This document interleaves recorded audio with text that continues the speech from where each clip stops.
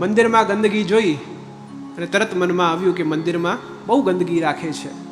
વૈષ્ણવની ચર્ચાઓ ચાલતી હોય, ટીકા નિંદા થતી હોય કે કોઈ પણ વાત કરતા હોય, એમાં રસ પડ્યો અને એમાં મને લાગ્યો અને પછી હા સાચી વાત છે, આવું જ છે, આવું જ થાય છે, એમાં જોડાઈ જઈએ છીએ. એ અવગણો દોષ જોઈએ છે.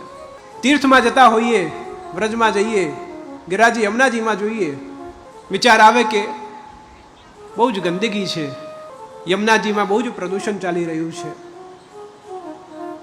આવા તીર્થ સ્થળમાં જઈને અને આવા દોષ બુદ્ધિથી આવી વસ્તુઓ આપણે જોઈએ છે અને પછી દોષ કોને આપીએ છીએ?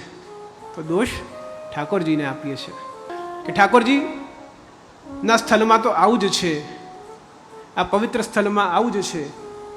આપણે દોષ એ સ્થળને આપતા હોઈએ છીએ, મંદિરમાં તો આવું જ છે, પણ એ ગંદકી કરનાર કોણ છે?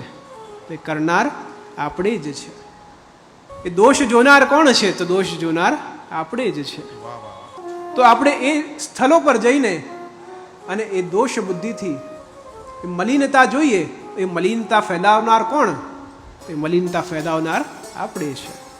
તો આપણે કમ્પ્લેન્સ કરતા બદલે એનું સમાધાન કેવી રીતના લાવી શકીએ, એના પર આપણે ચિંતન કરવું વધારે જરૂરી છે.